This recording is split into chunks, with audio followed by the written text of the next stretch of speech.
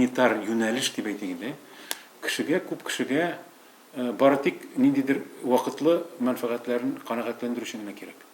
Ягъни, мәсәлән, мин радиодан теге бестолковый җырларны тыңлап утырам. Менә мин мәдәни кеше булып чыга. Менә фән, гомумән әдәбиятны тирән белү, тарихны яхшы белү, башка гуманитар фәннәрне аңлау, үзләштерү, аның кирәген аңламый кеше һәм җәмгыять та аларга аңлатмый. Безнең кызганычка каршы, менә мин әйттем бит, потребительское общество, потребительское җәмгыять дип әйтәбез, әйме? Безнең кызганычка каршы хәзер бөтен тормыш нәрсәгә кайтып кала?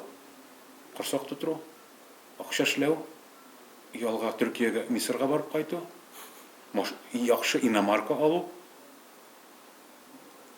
йорт салу, коттедж салу һәм озын ботлы марҗага өйләнү.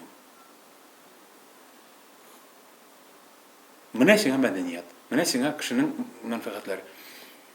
Каймында тарих, каймында үткәннәрне белү, каймында ата-бабаларны санау, каймында традиция, каймында милли тәрбия. 99% халыкта ул юк. Халык яши корсак һәм бүгенге көн белән генә. Ә мәдәниятның кирәклеге шунда, кеше хайван түгел. Тарихның кирәклеге шул исәптән, әйме? Кеше хайван түгел, корсак тутырып кына матур коттеджда уялау ул бүген көн өчен кирәк. Ә киләчәк өчен әле кешенең җан дигән нәрсәсе бар.